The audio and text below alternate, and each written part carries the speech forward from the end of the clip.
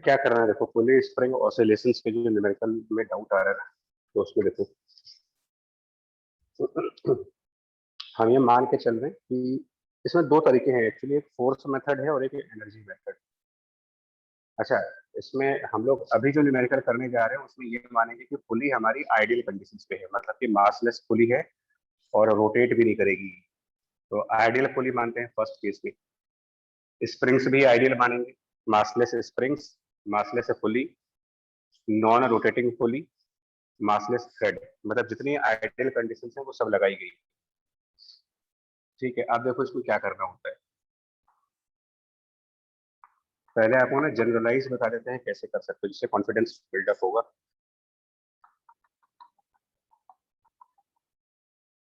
ठीक है, पहला जो स्टेप दूंगा वो जनरलाइज करके दूंगा, तो उसको समझना कंसेप्ट क्लैरिटी के लिए, एंड देन उसके बाद ऑब्जेक्टिव मेथड भी आ जाएगी।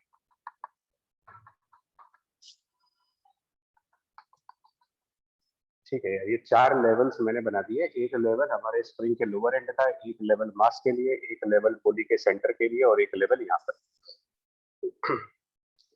सपोज जो ये वाला मास है, ये कुछ टाइम बाद नीचे की तरफ शिफ्ट कर जाएगा, डिस्प्लेसमेंट करेगा नीचे।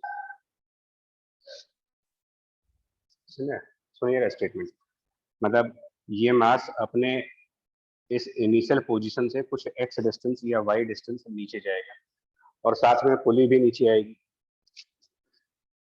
तो कुछ टाइम बाद डायग्राम को हम चेंज करेंगे, सेंटर ऑफ द पुली थोड़ा सा नीचे आ जाएगा। जरा फोकस करना है डायग्राम के ऊपर।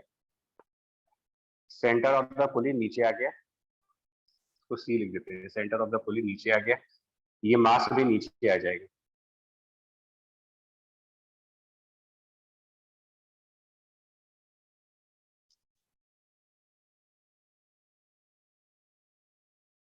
प्लस ये फिक्स्ड एंड है, यहाँ पर फिक्स एंड है, और प्लस ऊपर भी फिक्स्ड एंड है।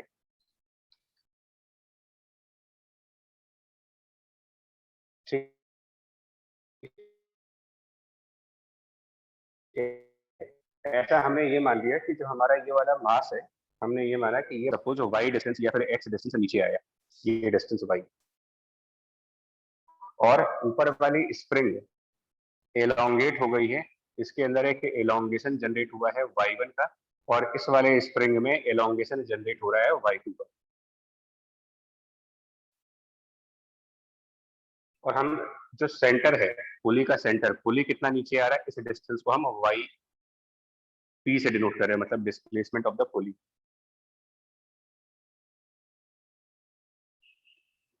यहाँ तक सही हो तो बताओ, आगे बताएं फिर इसके आगे, मतलब अगर इसमें कोई दिक्कत ना हो तो। यहाँ तक यस कोई सर। दिक्कत है ना?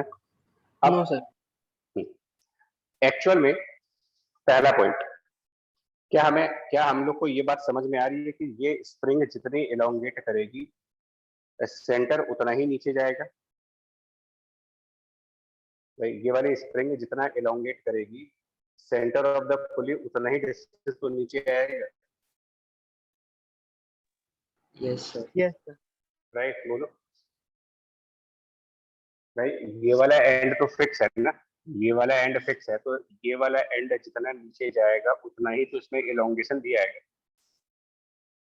यानी एक्चुअल में ये जो yp है, ये होना किसके बराबर चाहिए, मतलब displacement of the pulley, it should be equal to the elongation in the spring, यानी कि y1 के। बोलो, कोई दिक्कत नहीं, अगर ना समझ आए तो बोल देना। Yes sir. यस ठीक, सर। ओके। अब देखिए, सपोज जो सेंटर ऑफ द पुली है, मतलब ये पूरा लेंथ, हम सपोज इस पूरी लेंथ को L2 मानते हैं कि ये पूरा लेंथ L2 था और ये पूरा लेंथ L1 है, और ये जो मास था ये इस लेवल से कुछ L3 डिस्टेंस नीचे था, ये डिस्टेंस L3।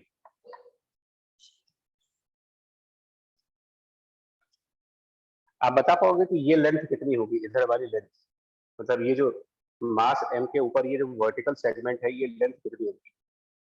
ध्यान से देखना, इस लेवल से m तक L3 था,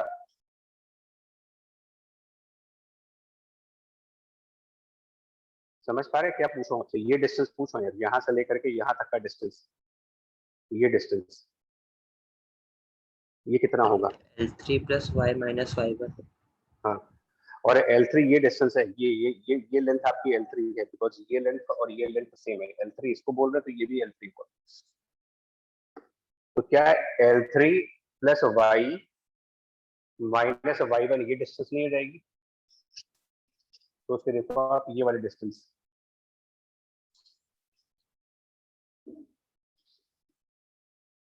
बोलो भाई ये वाली, इसको कुछ, ये डिस्टेंस जो है जहां पर मेरा चौक मूव कर रहा है, ये डिस्टेंस, क्या ये distance L3 plus y minus y1 है या नहीं? देखो आप, मैंने जो लिखा है सही Yes, लिखा है या sir. नहीं लिखा है? ठीक, ये लेंथ कितनी है यहां से यहां तक की? ये लेंथ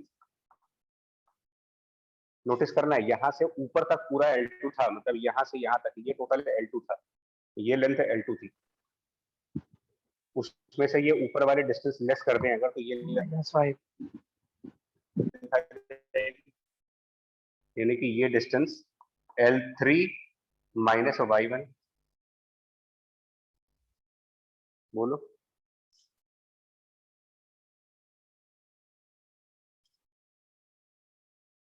ठीक है यहाँ तक? Yes, sir. अब आप बताओ, इस मास से लेकर के और इस फ्लोर तक टोटल कितनी लेंथ थी? एक बार चौक की मूवमेंट देखना, चौक की मूवमेंट देखते रहिएगा तो ही समझ पाएंगे इसको यार। सर वो L3 माइनस y1 कैसे? L2 minus y1, sorry, yes L2 minus y1, अभी ठीक है, L3 गलती हो गया, L2 माइनस y1। यस अब जरा चौक की मूवमेंट देखना है, जहां जहां मेरा चौक मूव करेगा उस पर ध्यान देना। हम लोग स्टार्ट करेंगे इस मास से, तो पहले मुझे ये L3 डिस्टेंस मिलेगा, L3 plus pi r, L3 plus pi r half circle, और प्लस ये L2, मतलब इस मास और ग्राउंड के बीच में टोटल कितनी लेंथ है? देखो आप, इस मास और ग्राउंड के बीच की टोटल लेंथ, एक बार फिर से, L2 प्लस पाई आर और प्लस L3 टोटल लेंथ।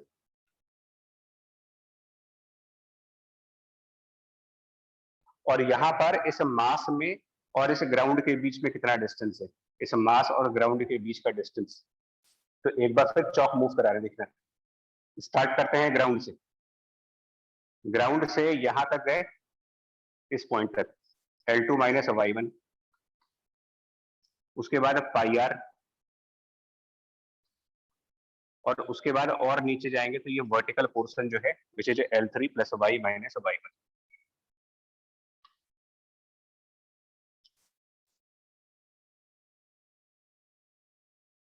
जिसको हम कह सकते हैं कि it is L2 plus L3 plus pi r plus y minus 2y1।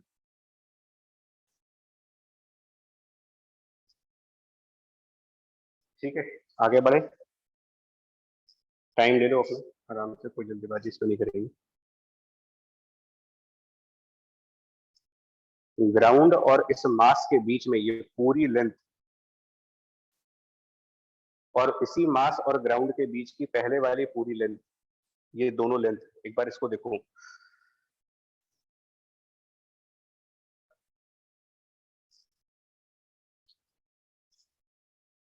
Doubt आ रहा है क्या कोई? नो सर ठीक है, यहाँ तक सही है। यस सर तो इसका मतलब between this ground and between the mass, जो टोटल लेंथ इन्वॉल्व हो रही है, ये पूरी टोटल लेंथ, और ग्राउंड और ब्लॉक के बीच में जो पहले लेंथ इन्वॉल्व थी, पहले इतनी लेंथ इन्वॉल्व थी, अब इतनी लेंथ इन्वॉल्व है, तो ये जो एक्सेस आ रहा है, ये एक्सेस किसकी वजह से आ रहा है? मतलब ये लेंथ बढ़ कैसे गई? ये जो एक्सेस आ रही है ना, बिकॉज Spring से. L2 प्लस L3 तो प्लस पाई स्प्रिंग आती था, तो एक्सेस लेंथ इसलिए बढ़ गई होगी क्योंकि ये स्प्रिंग एलोंगेट कर गई होगी, इसके एलोंगेशन से इस पॉइंट और मास के बीच में जो लेंथ थी वो ज्यादा हो गई, यानी जो y माइनस 2y1 है, ये बेसिकली ये जो एक्सेस देख रहे हो, यही एक्सेस इस स्प्रिंग का एलोंगेशन यानी कि y2 है। सो फर्स्ट रिजल्ट आपका बन गया कि y2 equal to y minus 2y1, पहला इक्वेशन।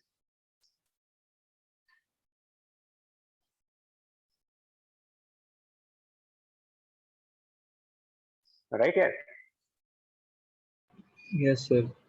ठीक। ऑल्टरनेटिवली हम ये भी कह सकते हैं कि ऑल्टरनेटिवली हम ये भी कह सकते हैं इस इक्वेशन में कि it is y minus y2 is 2 times of y1। ये एक सब्जेक्टिव अप्रोच है, ये अप्रोच एक सब्जेक्टिव अप्रोच है, बट इसलिए दी गई थी ताकि पहले क्लैरिटी बने।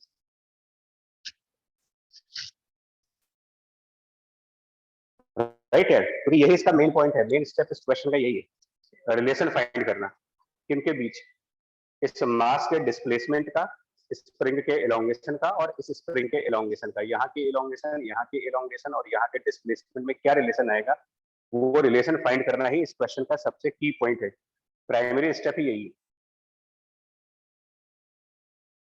ये है एक सब्जेक्टिव अप्रोच, बट इसको हम ऑब्जेक्टिव भी कर सकते हैं। ऑब्जेक्टिव करने का तरीका क्या होता, पहले इसको बताओ, ये ओके है तो उसको हटाएं, फिर आगे बताएं क्या करना है आपको। अगर यहाँ तक का पार्ट क्लियर हो तो आगे बढ़े। Yes sir. ठीक, अब पक्का ना आगे बढ़ जाए फिर यार, बताओ जल्दी से आज, क्योंकि यार इस चैप्टर में जो भी बचा पूछा है वो सब कंप्लीट कर दें आज। बोलो। Yes sir. चलिए, अब आप देखो इसका ऑब्जेक्टिव तरीका भी है, मतलब अगर आगे से कभी करना हो, बिकॉज एग्जाम में इतना टाइम तो होता नहीं है। देखिए, हम लोगों ने न्यूटन लॉ वाले चैप्टर में एक टॉपिक पढ़ते हैं कंस्ट्रेंट, और वो कंस्ट्रेंट आपको बताते क्या है। अगर कहीं पर मूवेबल पुली है, ठीक है नहीं, कहीं पर भी अगर एक पुली है जो कि पुली मूव करती है, और उस पुली के दोनों तरफ अगर आप कुछ पार्टिकल्स अटैच कर दें, और पुली की अपनी कुछ मोशन है, मतलब पुली मूव्स, उसकी कुछ वेलोसिटी है vp, और इसके दोनों तरफ की जो स्ट्रिंग्स हैं, मान लो राइट वाली स्ट्रिंग, सपोज ये इधर वाले स्ट्रिंग मूव करती है विथ वेलोसिटी v1, और लेफ्ट वाली स्ट्रिंग मूव करती है विथ वेलोसिटी v2। तो एक ऑब्जेक्टिव कंस्ट्रेंट ये कहता है कि दोनों साइड की जो स्ट्रिंग्स होती है, एक मूवेबल पुली के दोनों तरफ की स्ट्रिंग्स के वेलोसिटीज का अर्थमेटिक मीन, यानी कि v1 प्लस v2/2, ये पुली के सेंटर की वेलोसिटी आती है, that means equals to the vp। और ये सब कुछ वेक्टोरियल फॉर्म में होना चाहिए। फिलहाल तो हमने सबको सेम डायरेक्शन में रखा है, इसलिए हमारा आंसर नहीं आ रहा, बट ये हमारा एक ऑब्जेक्टिव कंसेप्ट है। रिलेशन ध्यान रखना, अभी हम वापस आएंगे इसके ऊपर।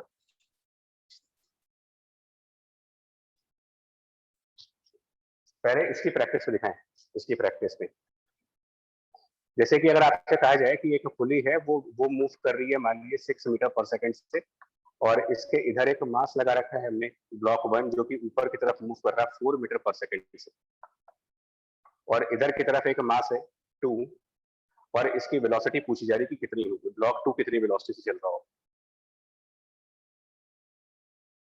तो इसमें आप कंस्ट्रेंट इक्वेशन यही लगा सकते हो, ये वाला, इस तरफ की वेलोसिटी 4 प्लस राइट साइड की अननोन वेलोसिटी, इन दोनों का एवरेज इक्वल टू पुली के सेंटर की वेलोसिटी,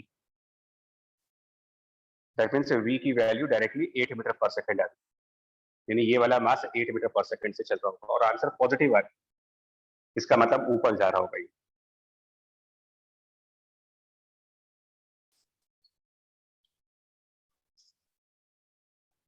और एग्जांपल दिखाते हैं ताकि थोड़ा सा और क्लैरिटी है। Suppose pulley is moving up with 4 meter per second, mass on the left side is coming downward with suppose that 8 meter per second, mass on the right hand side क्या velocity होगी, same concept, लेकिन directions का ध्यान रखना है। अगर हम ऊपर पॉजिटिव डायरेक्शन लिखते हैं तो ऑब्वियसली नीचे नेगेटिव डायरेक्शन, तो ये -8 प्लस ये अननोन वेलोसिटी, अननोन का साइन नहीं रखते, तो -8 प्लस v/2 पुली के सेंटर की वेलोसिटी, एंड दैट मीन्स कि इससे v की वैल्यू आ जाएगी 16 मीटर पर सेकेंड, और आंसर पॉजिटिव आ रहा है, जिसका क्या मतलब हुआ, +16 आने का मतलब ब्लॉक 2 कौन से डायरेक्शन में जा रहा होगा, नीचे की तरफ या फिर ऊपर की तरफ। तो पॉजिटिव आंसर आ रहा है, पॉजिटिव डायरेक्शन ऊपर की तरफ है, दैट मीन्स कि ब्लॉक नंबर 2 की वेलोसिटी ऊपर की साइड बन रही होगी, इस तरफ 16 मीटर पर सेकेंड ऊपर से।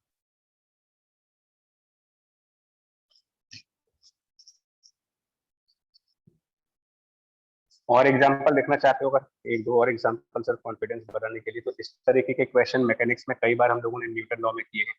मैं दिखाता हूँ कैसे क्वेश्चंस। एक पुली लेते हैं, उसके साथ मान लो यहाँ पर हमने एक ब्लॉक 1 लगाया, इधर की तरफ आए, इससे एक और पुली अटैच कर दी,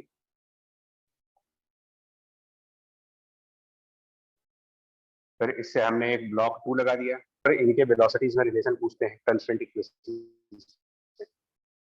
तो यहाँ पर वेलोसिटी अगर v1 है मान लो ऊपर की तरफ, और यहाँ पर वेलोसिटी v2 है, तो इनमें क्या रिलेशन होगा, तो v1 v2 में क्या रिलेशन चलेगा। तो एक बात ये भी देखे ना, अगर हमारा पुली नॉन मूविंग पुली है, यही से वो सारा कंसेप्ट देखो, if velocity of the pulley is 0, और वो कब होगा, जब फिक्स्ड पुली होगी कहीं पर, जहां पर भी पुली फिक्स होगी, इसका मतलब पुली की वेलोसिटी 0। उस केस में अगर vp 0 है, तो इसका मतलब v1 is minus times v2। मतलब अगर ये पुली मूव नहीं कर रही है, तो इधर और इधर, लेफ्ट और राइट, सेम वेलोसिटीज आएंगी, लेकिन उनमें एक पॉजिटिव आएगा एक नेगेटिव आएगा, मतलब डायरेक्शंस का फर्क होगा। तो यहाँ पर यही केस है, इस पुली में 0 वेलोसिटी है, ये पुली ऊपर से फिक्स्ड है, तो यहाँ पर अगर पुली में 0 वेलोसिटी है, तो इसकी लेफ्ट और राइट पर सेम वेलोसिटी आनी चाहिए, मैग्नीट्यूड में, डायरेक्शन में नहीं। तो अगर इसके लेफ्ट साइड हम v1 स्पीड से ऊपर जाएंगे, तो ऑब्वियसली राइट साइड पर, मतलब यहाँ वाले पॉइंट पर हम v1 से नीचे आएंगे, इधर v1 से ऊपर जाएंगे, इधर v1 से नीचे आएंगे। अब इस पुली पे आइए, ये मूविंग पुली है, ये वाली पुली मूव कर रही है, इसमें ये वाला कंसेप्ट है v1 प्लस v2/2 बराबर vt। इधर की वेलोसिटी v2, और अगर ये v1 से नीचे आ रहा है, इसका मतलब ये पुली भी v1 से नीचे जाएगी। और यहाँ पर क्या वेलोसिटी है, देखो जरा इस पॉइंट पर, इधर हमने इसको 0 फिक्स कर रखा है, तो अगर हमने इसको फिक्स कर रखा है, तो यहाँ पर तो 0 वेलोसिटी है, इस पॉइंट पर 0, क्योंकि ये फिक्स पॉइंट पर है। ये पॉइंट v2 से नीचे आ रहा है, और सेंटर वाला पॉइंट v1 से नीचे आ रहा है। सेम कंसेप्ट लगाते हैं, v2 प्लस 0 लेफ्ट और राइट, और उनका एवरेज कर दीजिए, तो ये सेंटर वाली वेलोसिटी यानी कि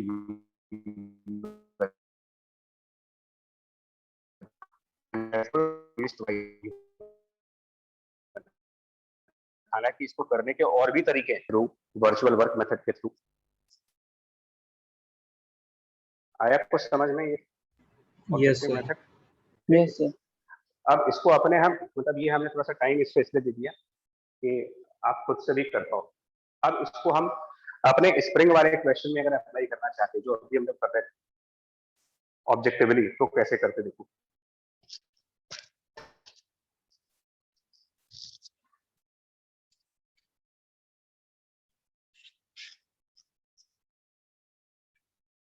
देखिए उसमें कैसे कर रहे होते, हमारे पास क्वेश्चन ये था, ऊपर एक स्प्रिंग यहाँ लगाई थी हमने, और एक स्प्रिंग शायद इस तरफ थी। बस इतना याद दिला दो मुझे कि K1 किसको लिखा था हमने, वो मैं भूल गया हूँ यहाँ पर, ये वाली, सर ऊपर वाला। ये K1, ये K2। अब नोटिस करना, हमने क्या कहा था कि ये मास वाई डिस्टेंस से नीचे जा रहा है। अच्छा, जो कंसेप्ट वेलोसिटी का है वही कंसेप्ट डिस्प्लेसमेंट में भी है। ये वाई नीचे आया, हमने कहा कि ये y1 एलोंगेट कर गया और ये y2 एलोंगेट कर गया। इधर y2 का एलोंगेशन, इधर y1 का एलोंगेशन, और इधर y का डिस्प्लेसमेंट। सेम रूल नहीं हो गया? Left side displacement y2, right side displacement y, लेकिन नीचे आ रहा है। तो पहले एक साइन का डायमेंशन सेट कर लेते हैं। मान लीजिए नीचे पॉजिटिव है, ऊपर नेगेटिव, तो इधर पॉजिटिव में रखेंगे, इधर -y2, इनका एवरेज, और ये centre of the pulley, and centre of the पुली का y1 होगा।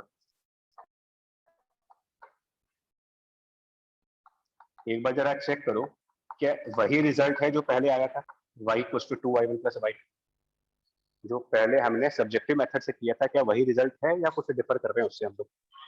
Yes sir. देखिए ठीक है, अब इसमें टाइम बहुत कम लगता है सॉल्व करने में, इस कंस्ट्रेंट को बनाने में बहुत कम टाइम लगता है।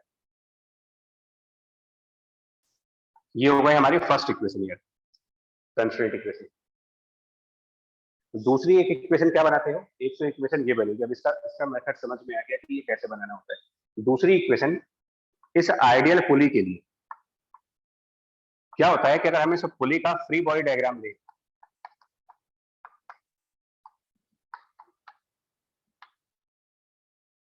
तो लेफ्ट साइड अगर y2 का इलोंगेशन है, मतलब ये स्प्रिंग अगर y2 से इलोंगेटेड है, तो इस स्प्रिंग की वजह से डाउनवर्ड डायरेक्शन में k2 y2 की फोर्स आएगी, k2 y2 डाउनवर्ड।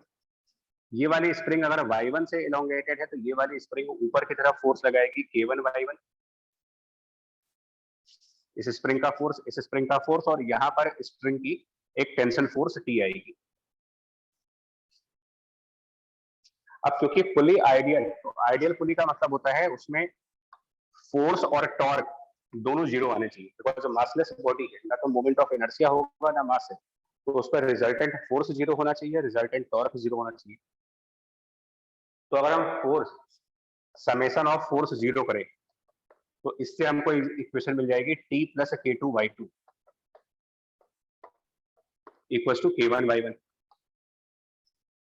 और टॉर्क जीरो करें उसके सेंटर के अबाउट, तो सेंटर के अबाउट अगर हम टॉर्क बैलेंस करेंगे, तो सेंटर के अबाउट k1 y1 का तो कोई टॉर्क आएगा नहीं, इन दोनों फोर्सेस के टॉर्क आएंगे, और ये दोनों फोर्सेस सेंटर से बराबर डिस्टेंस पे हैं, इधर भी r डिस्टेंस है और इधर भी r डिस्टेंस है, तो दोनों के टॉर्क आपस में तभी बैलेंस हो सकते हैं जब इधर और इधर सेम फोर्स लग रही है, यानी T equal to k2 y2, second equation and third equation.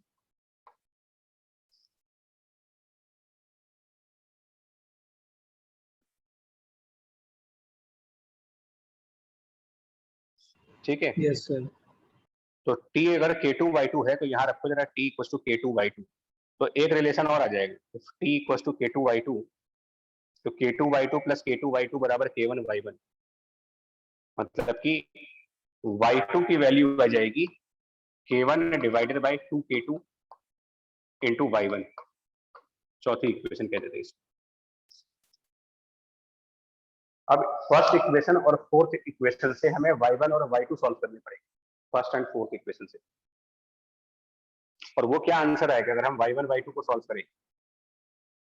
तो देखिए y2 को यहाँ रिप्लेस कर देते हैं, यहाँ पर k1 अपॉन 2 k2 y1 आ जाएगा, तो y1 जो आएगा सॉल्व करने के बाद, मैं लिख रहा हूँ बट आप लोग बस क्रॉस चेक करना है, y1 जो आएगा k1 अपॉन 2 k2, तो ये मेरे ख्याल से 2 k2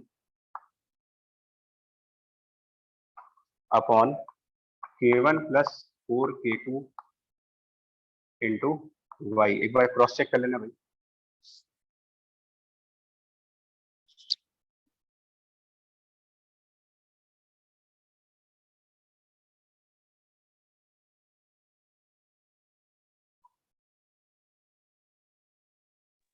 यस सर। यही आ रहा, मतलब मैं वर्बली कर रहा हूँ, y2 इसमें k1 अपॉन 2 k2 मल्टीप्लाई कर लेंगे, तो ये k1 y upon k1 plus 4 k2 आ जाएगा। तो हमने ये पता लगा लिया इस क्वेश्चन में, हमने ये पता लगा लिया कि अगर ब्लॉक y डिस्प्लेसमेंट करेगा तो ये कितना एलोंगेट करेगा और ये कितना एलोंगेट करेगा in terms of y। Step ध्यान रखना, पहला स्टेप आपका है कंस्ट्रेंट, और दूसरा स्टेप पुली पर फोर्स और टॉर्क बैलेंस करना। इसके बाद इस मास पर कौन सा फोर्स लग रहा है नोटिस करो, क्योंकि ऑसिलेट तो ये कर रहा है ना, यही चीज तो ऑसिलेशन में जा रही है, ऑसिलेशन तो मास का हो रहा है, तो इस मास के ऊपर तो टेंशन फोर्स काम करेगी, तो जो हमारा मास है उसके ऊपर अगर हम फोर्स चेक करें, तो उसके ऊपर फोर्स कैपिटल T यानी कि टेंशन वाली फोर्स है, और टेंशन वाली फोर्स k2 y2 है, टेंशन बराबर है k2 y2, और y2 की वैल्यू ये है तो tension which is K2 Y2, जिसमें Y2 की वैल्यू रखेंगे तो कुल मिलाकर के यहाँ पे जो फोर्स आ रही है ऊपर की साइड, वो आ रही है K1 K2 divided by K1 plus 4K2 times Y। और ये फोर्स तब आई थी जब इस मास को Y डिस्प्लेसमेंट नीचे की तरफ दिया गया, मतलब ये मास Y डिस्टेंस से नीचे गया और उसके अपोजिट एक फोर्स आ गई टेंशन वाली, क्योंकि ये फोर्स डिस्प्लेसमेंट के अपोजिट डायरेक्शन में जा रही है, जिस तरफ डिस्प्लेसमेंट है उसके अपोजिट साइड फोर्स आ रही है। तो साइन कन्वेंशन के हिसाब से यहाँ पर एक माइनस भी लगा सकते हैं, जो माइनस सिर्फ ये इंडिकेट कर रहा है कि Y और टेंशन जो है वो अपोजिट डायरेक्शन में है, टेंशन की डायरेक्शन ऊपर है, Y की डायरेक्शन नीचे है। क्या ये SHM की कंडीशन फुलफिल नहीं हो गई? Force equals to minus some constant and the displacement, यही सिंपल हार्मोनिक ऑसिलेशन की कंडीशन है। यानी कि ये जो पूरा टर्म है K1 K2 upon K1 plus 4K2, ये जो पूरा फैक्टर आप देख रहे हो, यही टर्म क्या बन जाएगा हमारे लिए इस पर्टिकुलर प्रॉब्लम के लिए K इफेक्टिव। और आगे टाइम पीरियड का जो फॉर्मूला होता है 2 पाई अंडर रूट m/k, वो लगाओ।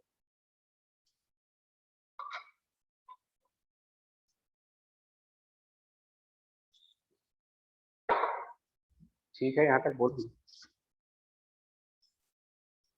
सर बॉडी पे mg का फोर्स लग रहा होगा? हाँ बिल्कुल लग रहा होगा। तो उसका कोई इक्वेशन में इस्तेमाल नहीं होगा? देखो एक्चुअली क्या हुआ, हाँ हमने देखिए जब ये सिस्टम इक्विलिब्रियम पे रहा होगा, जब ये सिस्टम इक्विलिब्रियम पे रहा होगा उस टाइम ऑलरेडी ये स्प्रिंग्स कुछ ना कुछ एलोंगेटेड रही होगी पहले से भी। जिस टाइम ये हमने ये वाई डिस्प्लेसमेंट जो लिया है ये तो फ्रॉम इक्विलिब्रियम लिया ना, यानी जिस समय ये इक्विलिब्रियम पे होगा उस समय mg को टेंशन फोर्स बैलेंस कर चुका होगा। हम ये extra tension force find out कर रहे हैं कि जब हम इक्विलिब्रियम से वाई डिस्टेंस नीचे जाएंगे तो टेंशन और कितना ज्यादा आएगा। Yes sir. नहीं आया समझ में ये बात है? समझ गए सर। अच्छा, तो आंसर आया K1 K2 upon K1 plus 4K2।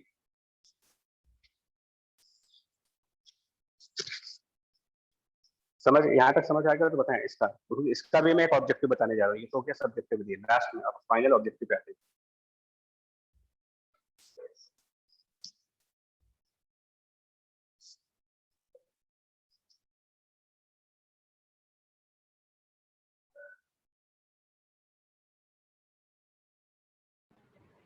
Yes sir.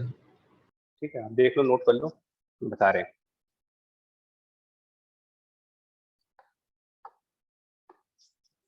देखिए ये हो गया पूरा सब्जेक्टिव। अब इसका ना फाइनल ऑब्जेक्टिव बता देते हैं कि एक बार में ही आंसर लाना है। अगर आपको 1 मिनट 1.5 मिनट के अंदर आंसर लाना है तो आंसर भी लाया जा सकता है। वो तरीका देखो क्या है।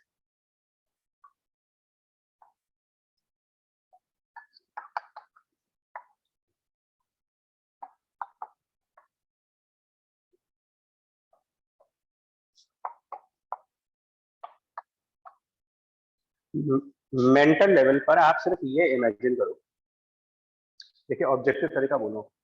मेंटल लेवल पर इमेजिन करो कि अगर स्प्रिंग 1 न होती तो क्या आंसर बनता। इमेजिन करते हैं, मतलब अगर स्प्रिंग 1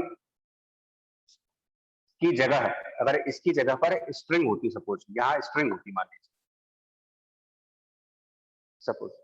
अब बताओ अगर ये y डिस्टेंस नीचे जाता तो क्या होता है यहाँ? क्या यहाँ कोई इलोंगेशन आता? अगर ये स्ट्रिंग होता यहाँ पर, नो सर। अगर यहाँ पर नहीं आता, तो अगर ये y नीचे जाता तो ऑब्वियसली ये वाले स्प्रिंग y से इलोंगेट कर जाती। हाँ या ना बताओ। Yes sir. ठीक, अगर ये y से इलोंगेट करती तो इस तरफ क्या फोर्स आती, इस साइड पर क्या फोर्स बनती है अगर इधर y से इलोंगेट करते तो इधर की तरफ फोर्स आता K2y, और इतना ही फोर्स इधर भी आता। यहाँ पर भी K2y का ही फोर्स आता है, क्योंकि दोनों तरफ बराबर फोर्स इसलिए चाहिए, अदरवाइज सेंटर के अबाउट टॉर्क जीरो नहीं हो पाएगी।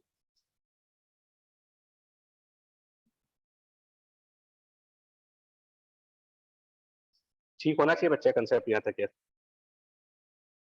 Yes sir. ठीक, अब दूसरा कंसेप्ट देखो, अगर ये स्प्रिंग होती, मतलब सिर्फ K1 होती और K2 ना होता है, यहाँ पर स्ट्रिंग होती, अगर यहाँ स्ट्रिंग होती और यहाँ स्प्रिंग होती, तो क्या सिचुएशन बन रही होती? तब अगर हम इसको y डिस्टेंस नीचे लाते तो कंस्ट्रेंट इक्वेशन फॉलो कर रहे हैं। अगर इधर y और यहाँ पर जीरो, क्योंकि स्ट्रिंग है, स्ट्रिंग एलोंगेट नहीं होती, तो इधर y इधर जीरो और इन दोनों का एवरेज ये y/2 होता। और अगर ये y/2 एलोंगेट करता तो यहाँ पर फोर्स डेवलप होती K1 इंटू y/2 का, यहाँ पर जो फोर्स आती। और अगर यहाँ K1 y/2 की फोर्स आती तो यहाँ पर जो फोर्स आती है, रिकॉल करिएगा पुलिस में, जब यहाँ पर T और यहाँ पर T होता है तो सेंटर पे 2T होता है, T यहाँ 2T। तो अगर यहाँ K1 y/2 होता तो यहाँ पर कितना फोर्स आता? K1/4 नहीं आता? बताओ। Yes sir. आता ना? मतलब स्प्रिंग 1 का कंट्रीब्यूशन K1/4 का है। सुनिएगा, स्प्रिंग 1 K1/4 का कंट्रीब्यूशन दे रही और स्प्रिंग 2 का कंट्रीब्यूशन K2 का है। अब देखो, ऑब्जेक्टिव ट्रिक है तो लॉजिकल तो नहीं है, बट मेथड वर्क करता है हमेशा ही। नाउ आपको क्या करना पड़ेगा, K2 और K1/4 को आप सीरीज में ऐड करें तो आंसर क्या बनेगा? 1/K effective equals to series में 1/K2 प्लस 1/K1। अभी जो सब्जेक्टिव मेथड से K इफेक्टिव आया था,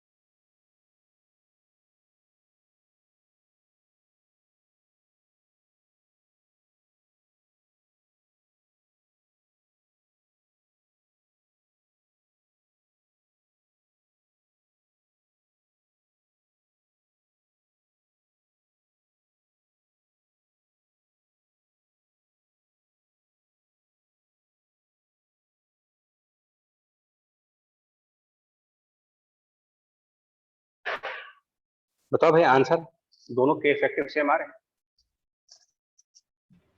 यस सर। तो ये फाइनल मेथड अडॉप्ट कर लो आप, अगर ऑब्जेक्टिवली करना चाह रहे हो। इसको फाइनल मेथड मान सकते हैं अपना।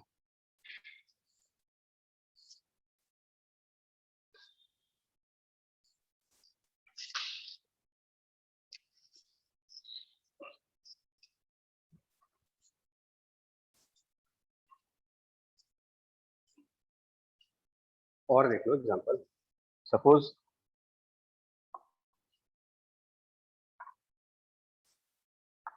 यहां पर मान लेते हैं कि ऐसे करके स्प्रिंग है और यहां पर एक स्प्रिंग है।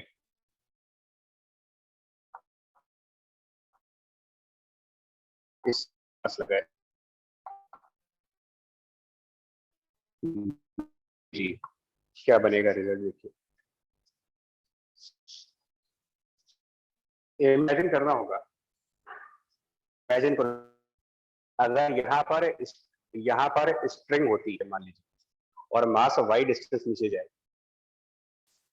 इमेजिन कर लो कि यहाँ पर कोई एलोंगेशन नहीं हो रही, तो फिर यहाँ पर क्या एलोंगेशन आती अगर ये चीज एलोंगेट ना कर पाए तो?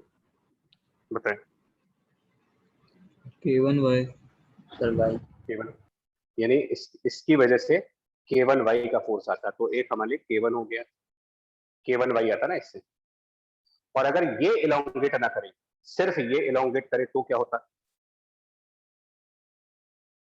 तो अगर ये एलोंगेट नहीं करता, मान लीजिए नहीं करता एलोंगेट, यहाँ पर स्ट्रिंग होती,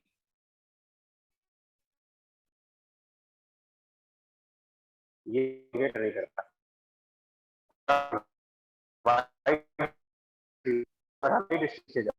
और यहाँ पर 0 है क्योंकि ये स्ट्रिंग है, ये एलोंगेट नहीं होगा, तो ये 2y होना चाहिए उसी एवरेज वाले कंसेप्ट से। yes sir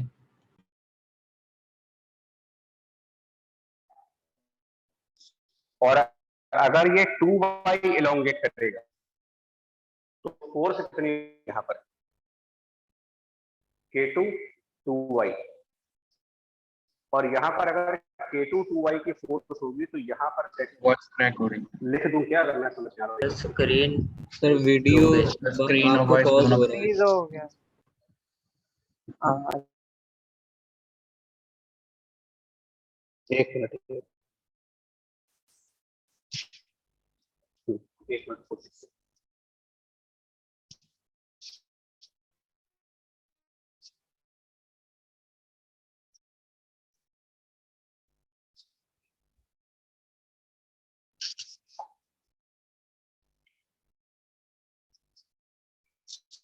अब बताना कुछ ठीक हो गया होगी?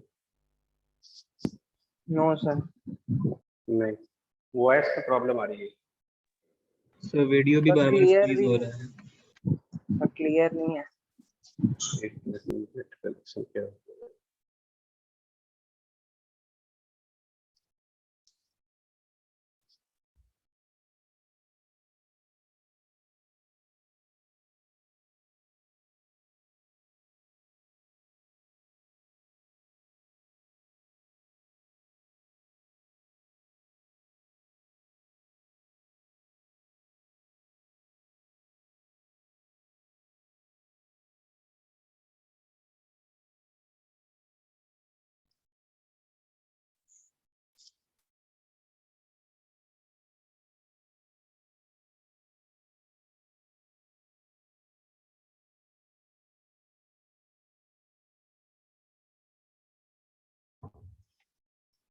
चलो देखते हैं बच्चा, है ना?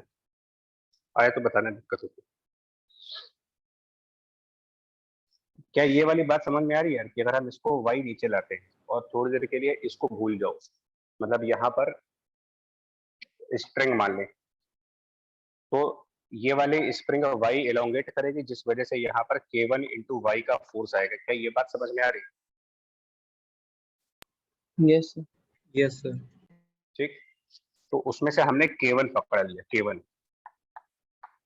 जितनी फोर्स आ रही है उसमें जो कांस्टेंट आ रहा है वो पकड़ लीजिए बस। अब अगर यहाँ पर स्प्रिंग होती और यहाँ स्प्रिंग होती और तब अगर ये y नीचे जाता तो ये कितना नीचे आता भाई कंस्ट्रेंट इक्वेशन के हिसाब से? आंसर आता 2y का।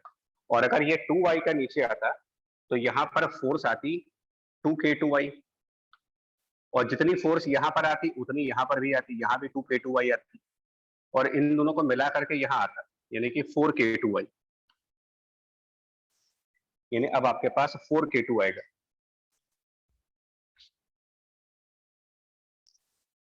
ठीक है, यहाँ तक बात समझ में आ रही? तो एक से K1 और एक से 4k2, अब आप इन दोनों को सीरीज में ऐड कर दो, सीरीज में, और के इफेक्टिव निकाल लो कितना आ रहा है।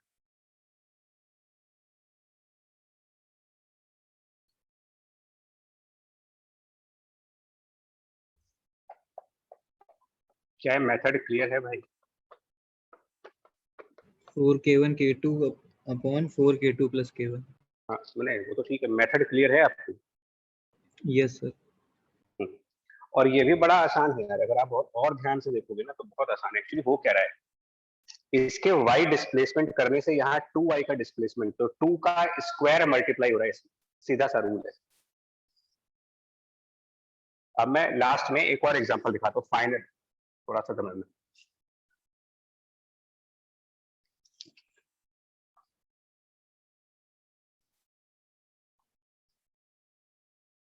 एक बार वापस समझा देते हैं क्या हुआ था और याद रहेगा।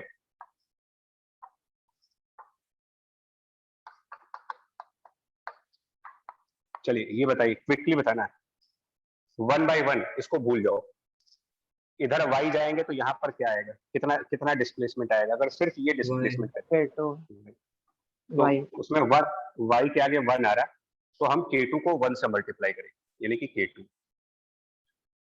और अगर यहाँ कुछ नहीं हो तो यहाँ पर कितना आता है, कंस्ट्रेंट इक्वेशन लगा के देखना, ये y/2 आएगा। Yes sir. तो 1/2 आ रहा है ना, 1/2 का स्क्वायर कर लो, 1/2 का स्क्वायर 1/4, तो 1/4 इंटू k1। बस अब इन दोनों को सीरीज में ऐड कर, इन दोनों को सीरीज में ऐड कर लीजिए, k इफेक्टिव आ जाएगा। ये सबसे आसान तरीका हो गया, फाइनल आ गया।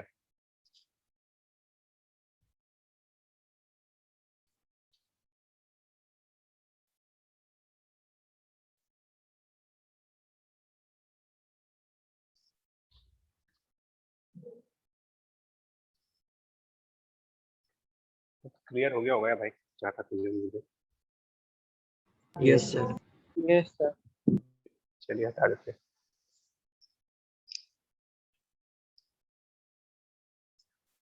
दो तीन मिसलीनियस कंसेप्ट्स बचे हैं, वो देख लीजिए। एक कि जरा एक बार इस टॉपिक को याद करो कि जो हमारा एसएचएम था उसके अंदर हम लोग कहते हैं कि F equal to minus of kx होता है फॉर एसएचएम, है ना। और उसके अंदर पोटेंशियल एनर्जी का जो टर्म आता है, पोटेंशियल एनर्जी वो आती है हाफ के एक्स स्क्वायर, जो कि एक पैराबोला है।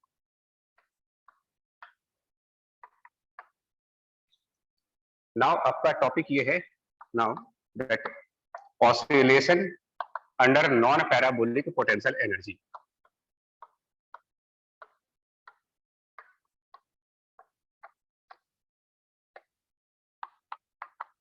ये मान लो oscillation under non parabolic potential energy, इसमें किस तरीके के क्वेश्चंस आते हैं वो बता दें। प्रॉब्लम समझते हैं, क्वेश्चन क्या है।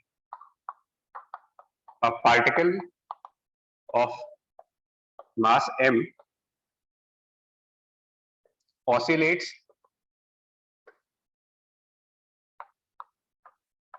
under a force of a potential energy, a force of a potential energy, या a force whose potential energy is given by capital U equals to U naught sin of AX। मतलब potential energy parabola ना होकर के कुछ और function. Find time period of small oscillations. इस type के questions मिलेंगे आपको, time period of small oscillations. तो जहां पर पोटेंशियल एनर्जी पैराबोला नहीं है, ध्यान देना पैराबोला नहीं है, वहां के लिए कंसेप्ट है। जिसमें पैराबोला है वो तो फिक्स्ड है।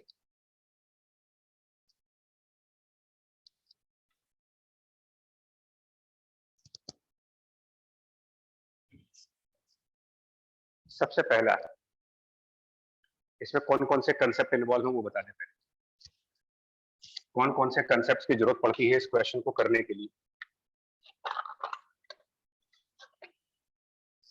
तो पहला कंसेप्ट आपका रिक्वायरमेंट है force equals to minus times du by dx। एक तो ये कंसेप्ट। दूसरा कंसेप्ट वर्क एनर्जी पावर का है कि जब पोटेंशियल एनर्जी मैक्सिमम होती है तो वो कहा जाता है कि वो अनस्टेबल इक्विलिब्रियम होता है। एंड जब पोटेंशियल एनर्जी की मिनिमम वैल्यू आती होती है तो वहां पर कहा जाता है कि ये एक स्टेबल इक्विलिब्रियम कंडीशन होगी। ये सेकंड कंसेप्ट। और तीसरा कंसेप्ट, थर्ड कंसेप्ट, कि oscillation is always about a stable equilibrium point. ये थर्ड कंसेप्ट है, ऑसिलेशन हमेशा ही किसी स्टेबल इक्विलिब्रियम पोजीशन के आसपास होती है। तीन कंसेप्ट इसमें नीड है। पहले, पोटेंशियल एनर्जी कब मैक्सिमम होगी, कब मिनिमम होगी, यहां पर आसान है, ट्रिग्नोमेट्री है। ठीक है, क्वेश्चन हटा देते हैं, बाद में इसको वापस देख लेंगे। U naught sine a x था यहां पर।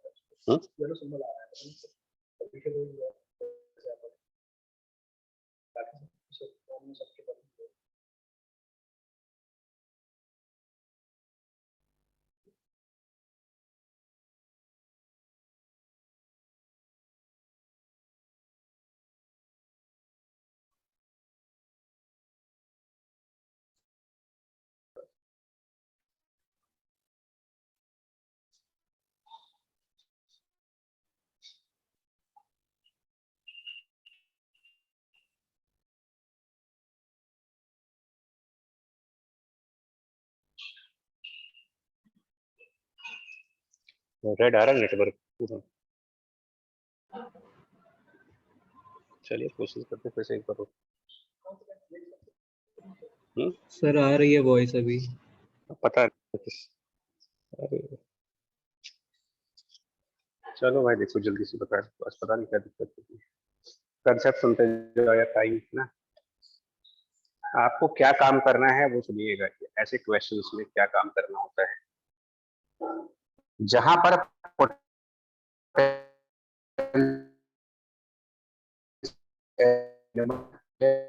तो फिर गया कनेक्ट। जिस पॉइंट पर है ये प्लेस, और ये प्लेस आएगा 3π/2a। 3π/2a 3π/2a वो प्लेस है जहां पोटेंशियल एनर्जी मिनिमम। और आपको सिर्फ एक काम करना है, पोटेंशियल एनर्जी की मिनिमम वैल्यू जिस पॉइंट पर है, ध्यान देना, आपको सिर्फ एक काम करना है, पोटेंशियल एनर्जी के डबल डेरिवेटिव की वैल्यू, पोटेंशियल एनर्जी के डबल डेरिवेटिव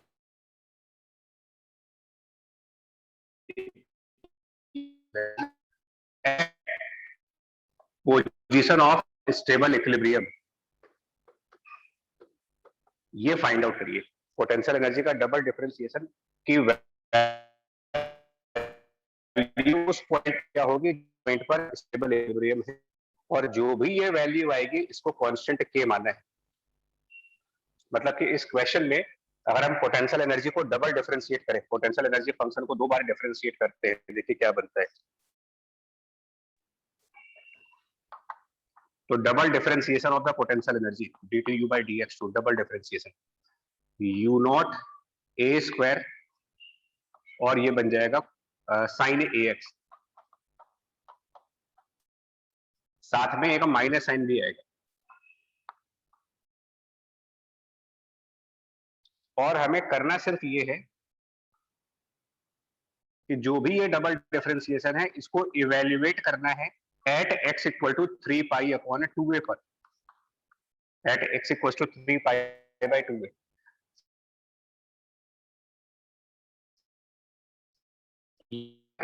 तो 3 pi upon 2a, 3 pi upon 2a मतलब यहाँ वो माइनस और ये माइनस कैंसल, और इसकी जो कुछ भी वैल्यू आएगी ये हमारे लिए कांस्टेंट k का काम करेगा, यानी constant k is u naught a square. And finally time period की वैल्यू लिखी जाती है 2 pi root of m divided by this k। ये इसका आंसर बनेगा टाइम पीरियड का।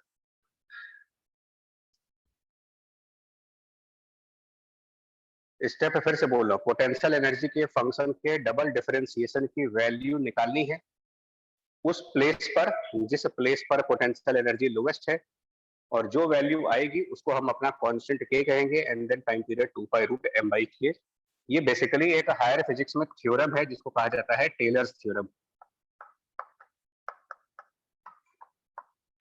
अब वैसे तो ये सिलेबस में नहीं है लेकिन 2 बार इसके क्वेश्चन आ चुके हैं,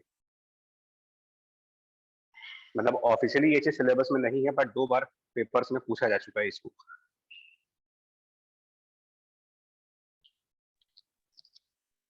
सर एक एग्जाम, हाँ सर टेलर्स थ्योरम में डायरेक्ट f डैश को 0 रख के भी टाइम पीरियड निकल जाता है ना, ओमेगा आ जाता है। हाँ हाँ हाँ। बट ये हमने जो आपको मेथड दिया बड़ा सेफ मेथड है। कभी एक और एग्जांपल देखते हैं, जैसे कि अगर कहा जाए कि पोटेंशियल एनर्जी का function a upon x square and minus b upon x, suppose this is function of potential energy और टाइम पीरियड चाहिए मेरे को। Question is find the time period of small oscillations.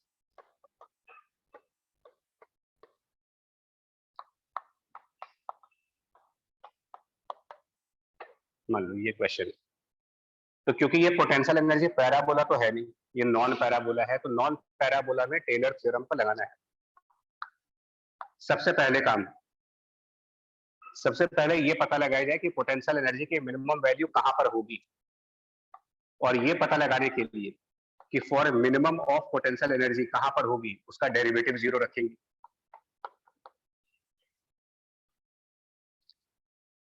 जब इसका डेरिवेटिव 0 करेंगे तो इसका मतलब ये हो जाएगा that minus 2a upon x cube and plus b upon x square, differentiation 0 करेंगे और इस डिफरेंशिएशन को 0 करके आपको x की एक वैल्यू मिल जाएगी, जो कि मेरे हिसाब से x की वैल्यू, इसको डिफरेंशिएशन को 0 करेंगे तो value of x 2a/b, 2 value आएगी मेरे ख्याल से, एक 0 भी आएगा। अगर हम क्रॉस मल्टीप्लाई करके देखें ना, मतलब इस 2a/x³ को उस तरफ ले जाएं और देन क्रॉस मल्टीप्लाई करें और उसमें से फिर प्रॉपर मैथ्स लगाएं, तो शायद एक आंसर x इक्वल टू 0 आएगा, एक answer x equal to 2a/b भी आएगा। यस सर, 2 आंसर्स आएंगे मैथमेटिकली। अब मिनिमा और मैक्सिमा के लिए आप डबल डेरिवेटिव का साइन चेक करते हो, तो जो डबल डेरिवेटिव है वो अगर हम देखें तो double derivative 6a upon x4 और माइनस 2b अपॉन x3, ये फर्स्ट डेरिवेटिव है, उसका सेकंड डेरिवेटिव करने पर ये आंसर आ जाएगा।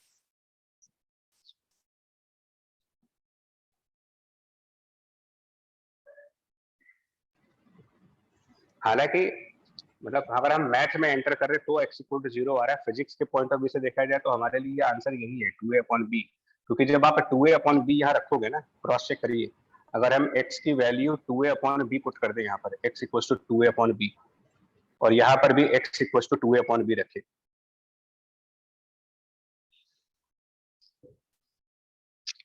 देखो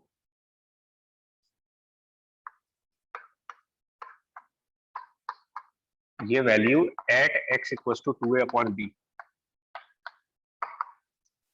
तो 6a upon x to the power 4 यानी कि 2a upon b to the power 4 minus 2b upon 2a upon b to the power 3, जो कि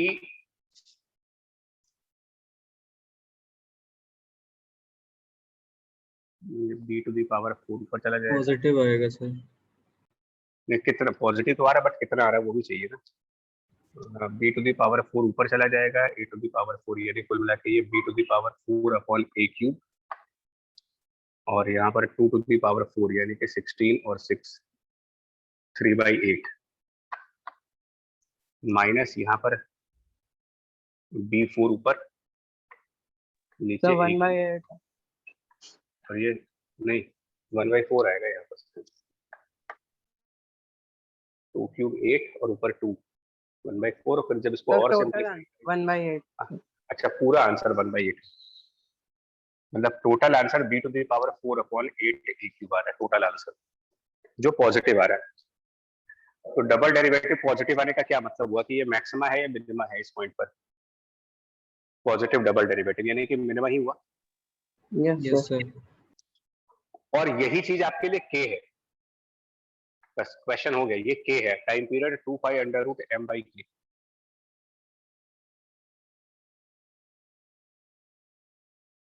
इस क्वेश्चन में k इतना ही होगा और Yes, उसका sir. टाइम पीरियड बस इतना। ये टेलर थ्योरम है कि जैसा भी पोटेंशियल एनर्जी दिया जाए उसको पहले तो फर्स्ट डिफरेंशिएशन जीरो करके आप ये पता लगाओ कहाँ पर मिनिमा आएगा, और सेकंड डिफरेंशिएशन की वैल्यू उस जगह पर कितनी आएगी, उसको k मान लें and time period 2 pi under root m by k।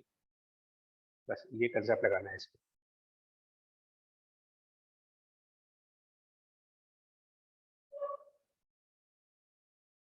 हटा दें स्क्वायर, यस सर। ठीक है चलो।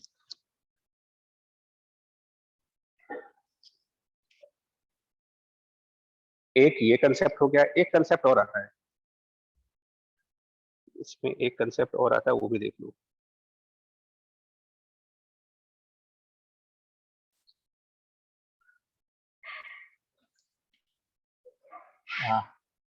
एसएचएम में नोटिस करना है, एसएचएम में जब हम ये कहते हैं कि फोर्स बराबर माइनस kx है और टाइम पीरियड कैलकुलेट करते हैं, तो क्या टाइम पीरियड कभी एम्पलीट्यूड पर डिपेंड करता है? एसएचएम के क्वेश्चन में टाइम पीरियड की वैल्यू क्या इस बात पर डिपेंड करती है कि ऑसिलेशन कितने एम्पलीट्यूड का होता है?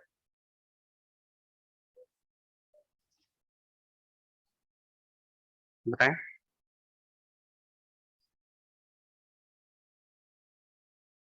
No sir. नहीं कर रहा ना, क्योंकि देखो एसएचएम की इक्वेशन क्या होती है, x equal to capital A sine of omega into t plus pi naught, ये होती है। तो टाइम पीरियड तो ये डिसाइड करता है ना, यहां से आता है टाइम पीरियड। मतलब कि अगर मैं x बराबर 2 साइन 4t प्लस 30 डिग्री कर दूं, तो हम कहेंगे टाइम पीरियड की value 2 pi divided by omega यानी कि 4। अगर मैं कहता नहीं x बराबर 5 साइन 4t प्लस 30 है, तब टाइम पीरियड कितना होता है? तब भी आपका answer 2 pi divided by omega, omega यहाँ है। तो इससे क्या फर्क पड़ता है कि बाहर 2 लिखा जा रहा है कि बाहर 5 लिखा जा रहा है? मतलब एम्पलीट्यूड कुछ भी लिखो, उससे क्या फर्क पड़ रहा है आपको? टाइम पीरियड निकालने में तो आपको ये वाला नंबर चाहिए होता है, ओमेगा वाला। तो time period does not depend upon amplitude, ये एसएचएम की एक्सक्लूसिव प्रॉपर्टी है। एसएचएम की एक्सक्लूसिव प्रॉपर्टी कि टाइम पीरियड एम्पलीट्यूड पर डिपेंडेंट नहीं है।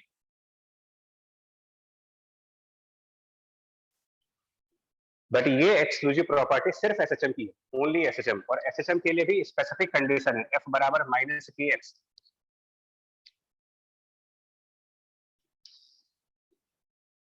अब अगर हम ऐसे माने कि कोई एक oscillation, any oscillation under force F बराबर minus kx cube, suppose that कोई एक ऑसिलेशन ऐसे फोर्स में हो रहा है, ये एसएचएम नहीं माना जाएगा। एसएचएम के लिए, एसएचएम होने के लिए मैंडेटरी कंडीशन है कि x की जो डिग्री होनी चाहिए वो 1 आनी चाहिए, यहाँ पर 1 होना चाहिए सिर्फ। अगर उसके अलावा कोई और पावर है यहाँ पर, मतलब f इक्वल टू माइनस के एक्स क्यूब एक्स 5 जैसा भी है, मतलब 1 के अलावा कोई भी और पावर है, तो उसको आप ऑसिलेशन तो बोलोगे लेकिन सिंपल हार्मोनिक नहीं बोलोगे।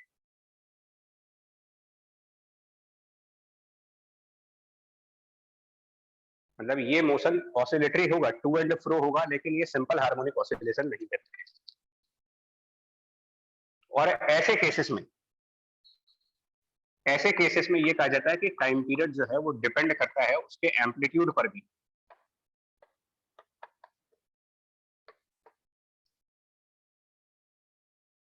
हमारा इसमें जो टाइम पीरियड होता है वो डिपेंड करता था दो ही फैक्टर्स पे।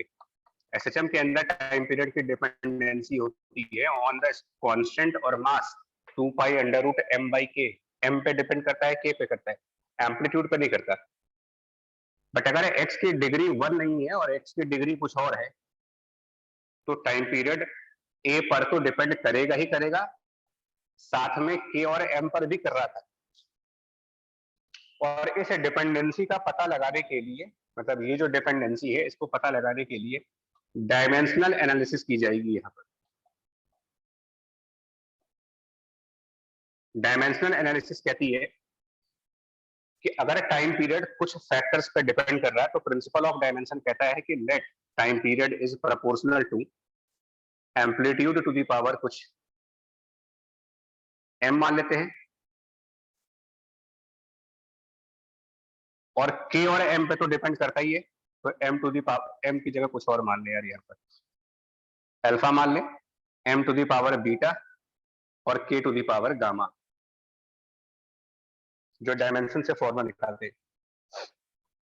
और हम दोनों तरफ की डायमेंशन लिखते हैं, तो इधर टाइम है, डायमेंशन होगी m0 l0 t0, इधर एम्पलीट्यूड यानी कि लेंथ, तो l to the power alpha, mass dimension हो गया m to the power beta, और k का डायमेंशन यहां से आएगा,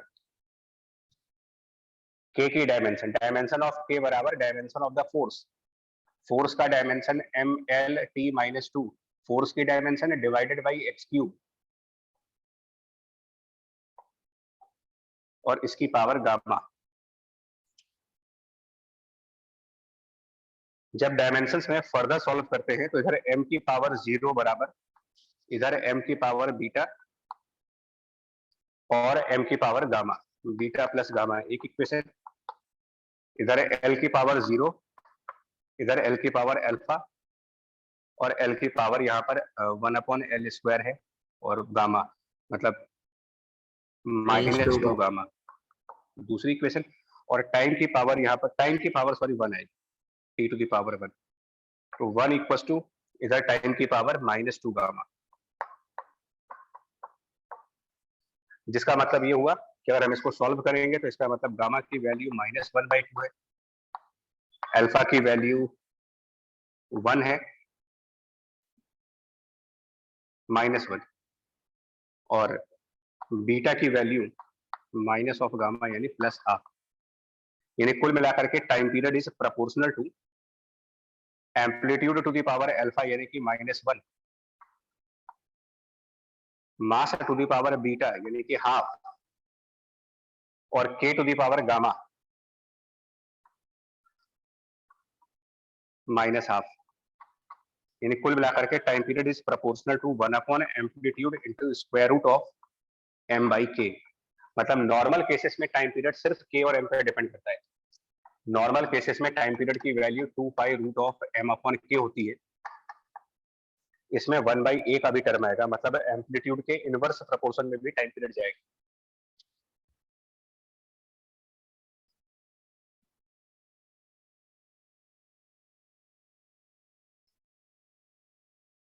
यस सर।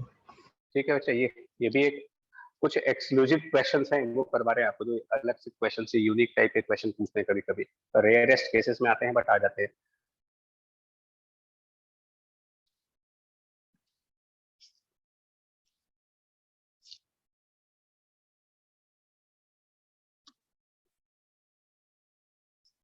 तो एक्चुअली टाइम पीरियड एम्पलीट्यूड पर किस तरीके से डिपेंड करता है, वो डिपेंड करता है कि एक्स के ऊपर पावर क्या लगी हुई है।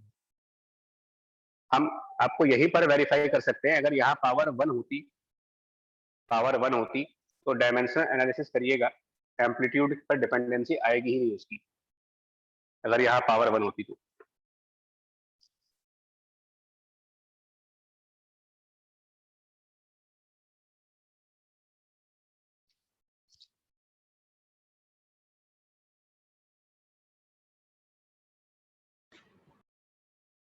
चलिए आगे बढ़ते हैं यार। Yes sir.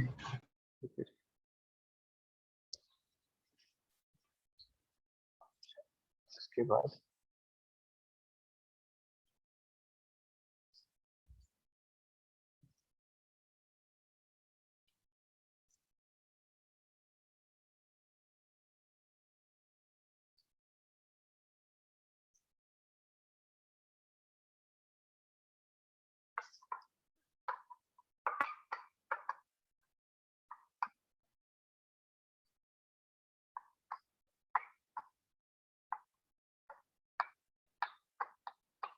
ये देखिएगा, कंडीशन फॉर बाउंडेड मोशन, यानी कि ऑसिलेट करने की कंडीशंस क्या होनी चाहिए एनर्जी के पॉइंट ऑफ व्यू से।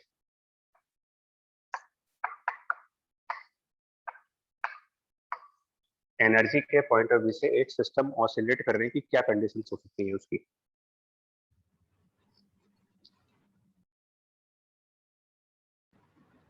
Total energy less than potential energy. हाँ, ये वर्क एनर्जी पावर में कंसेप्ट है कि जो total mechanical energy is less than maximum potential energy. अगर ये कंडीशन फुलफिल कराते हो तो आप कहते हो कि सिस्टम ऑसिलेट करता है, अदरवाइज वो एस्केप कर जाता है। शायद वर्क एनर्जी पावर में पढ़ा होगा आप लोगों ने ऐसा। यस सर, बताया था। तो अब एक क्वेश्चन देख लो बस, इसको भी। सपोज आपसे कहा जाए कि पोटेंशियल एनर्जी का जो फंक्शन है, potential energy is you not,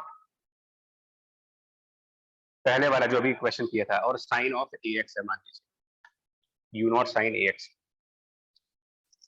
और आपसे कहा जाए कि particle starts at x equal to 3 pi upon 2a with velocity v naught, मास उसका गिवन है m, find range of v naught for oscillatory motion.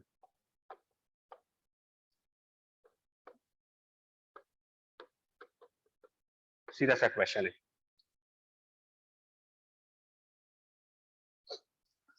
तो सोल्यूशन पार्ट देखिए, इसका सोल्यूशन पार्ट क्या बनेगा, range of v naught for oscillatory motion में। सबसे पहले पोटेंशियल एनर्जी का ग्राफ प्लॉट करते हैं। पोटेंशियल एनर्जी ग्राफ क्लियरली एक साइन फंक्शन ग्राफ है, और 3 पाई अपॉन 2a यहाँ पर है। 3 pi by 2a is at this point, जहां पर potential energy minus U naught है, और plus U naught potential energy की maximum value, maximum potential energy plus U naught है। क्वेश्चन कह रहा है कि आपने 3 पाई अपॉन 2a से स्टार्ट किया है, और जब स्टार्ट किया तो वेलोसिटी थी, मास था, तो हमने कितनी एनर्जी के साथ स्टार्ट किया। अगर हम इसमें एनर्जी कैलकुलेट करें कि क्या एनर्जी थी जब हम लोगों ने इसमें ऑसिलेशन को स्टार्ट किया, तो एनर्जी स्टार्टिंग पॉइंट पर, तो energy of starting energy will be, kinetic energy जब स्टार्ट किया था तब क्या थी, और पोटेंशियल एनर्जी जब स्टार्ट हुई थी तब क्या थी। तो काइनेटिक एनर्जी स्टार्टिंग पॉइंट पर half m v not square, और पोटेंशियल एनर्जी स्टार्टिंग पॉइंट पर, तो अगर 3 पाई बाई 2a पर स्टार्ट कर रहे हैं तो potential energy minus U not, ये हमारी टोटल एनर्जी है।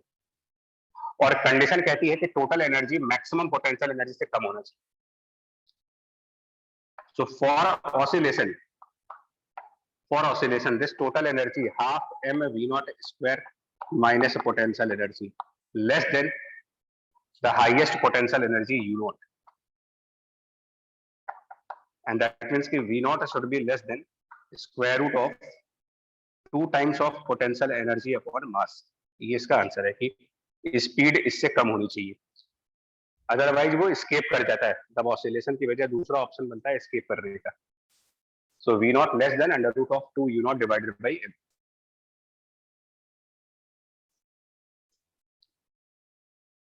इस पर दो 14 या 15 एग्जैक्ट ईयर ध्यान नहीं, 13, 14, 15 इनमें से किसी एक ईयर में एडवांस में क्वेश्चन है पैराग्राफ के ऊपर, इस कंसेप्ट के ऊपर। Yes sir. ठीक है, तो ये जो हमारे कुछ लेफ्ट ओवर टॉपिक थे एसएचएम में वो आपको कंप्लीट करा दिए इसमें, कि जो मतलब अलग अलग से थोड़े से कंसेप्ट आते हैं वो देख लीजिए। अब ये पूरा हो गया भैया आपका, मतलब जो भी मेन कंसेप्ट, साइड कंसेप्ट और यूनिक क्वेश्चन जो आते हैं वो सब कंप्लीट हो गए। ठीक है, तो यही रखते हैं, फिर बाकी अगली क्लास में करेंगे फ्रेश चैप्टर के साथ।